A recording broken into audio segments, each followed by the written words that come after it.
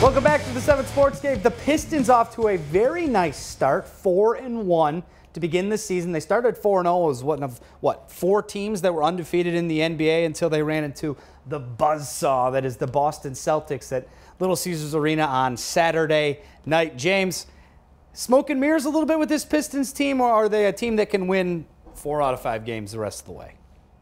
I projected them to be somewhere between 6 and 8 in the playoff seeding coming into this year. I think their ceiling is maybe 5 if they can get 140 to 130 combined games from Reggie and Blake.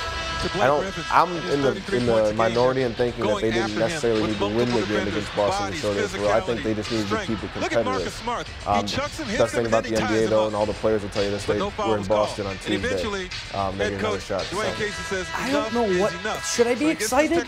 I guess is my question, because look, we want a winner in this city. I think fans will take anybody who decides to go, yeah, you know what, I'm gonna do something about this whole losing thing. Watch out, and you know, so if it's the Pistons that have an opportunity to step to the table, the Red Wings, you know, they won their 2nd game today. The Lions are doing what the Lions are doing. We are college teams that are doing things, but can people at home right now go, James, I love the Pistons, and here's why. Tell why they should buy into this team.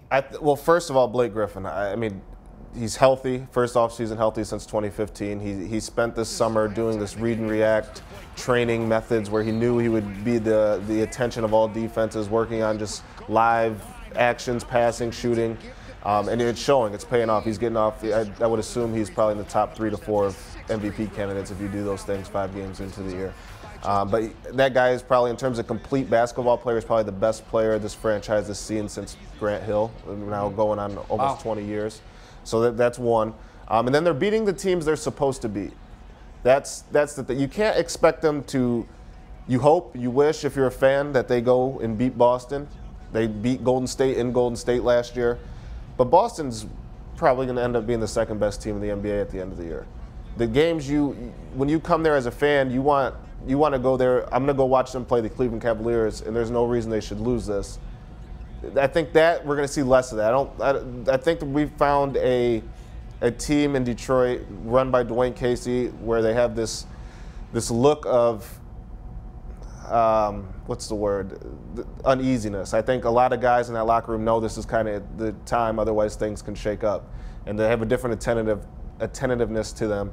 And they're not going to. I don't think you're going to see as many blips in the schedule as maybe you have in the past. And I think as a fan, that's all you should ask for, is beat the teams you're supposed to beat, put up a fight against the teams that people consider the top dogs in the league.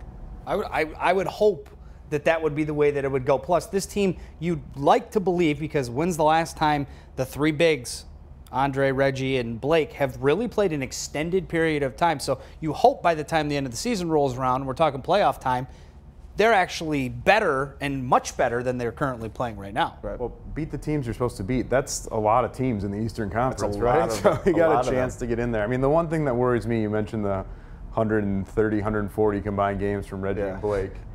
Yeah. History doesn't say that's going to happen. Right. That's asking a lot from Reggie, especially, I guess. But who's playing more minutes now, because Dwayne's playing him and Ish together, so he's playing a lot of shooting guard. I think he's averaging 32 minutes a game, which I could see why that would concern some people. But also, again, he's not pushing the ball up the floor. Right. He's not different style of play, a different style of wear and tear. So maybe that's the formula. Maybe that helps, and you're able to use his skill set and keep him healthy. I mean, it's 5 games, so it's hard to tell. But it's small sample size. It's worked. Those two together has worked so far. Just keep winning. I mean, all of this is arbitrary if you just go out there and win the game, because damn it, we need winners around here. We're all just starving for it. What do you guys think about the Pistons? Have you watched them? Do you like them? Do you hate them? Are they going far? Hashtag 7SportsCave. Get those tweets in a minute. But coming up next, we got to talk a little bit of college football. Big showdown in Ann Arbor this weekend. Potentially college football playoff berth on the line. Kind of. We'll explain that more in a minute. Coming up next here on the 7 Sports Cave. Stay with us.